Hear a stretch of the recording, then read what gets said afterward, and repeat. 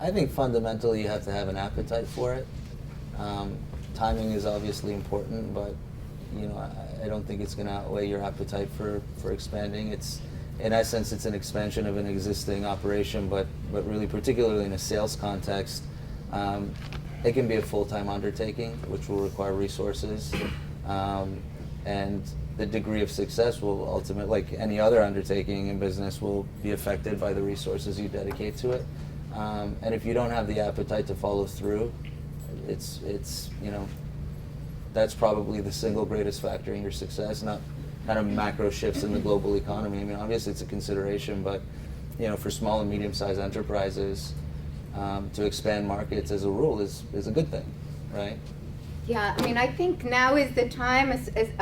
You have to have a product or service that is needed and wanted by overseas customers. But with 95% of the world's customers outside the United States, I think U.S. companies, as they develop, should have an export plan from the onset, because it is a commitment. You do need upper management support. So it really is something U.S. companies shouldn't think of as an afterthought if they're going to compete in the global marketplace moving forward.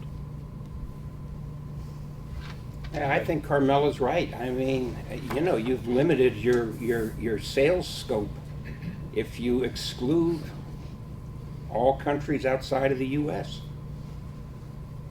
I'd say three things. I've recently encountered a number of startups in the United States, U.S. people, Australians, UK people, whatever, who are already planning, anticipating that their tech company is going to have more revenue outside of the United States.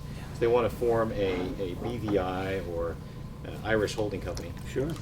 Because if you do that, then you can ring fence your Thai and your South African and your other income at lower tax rates than the U.S. rate.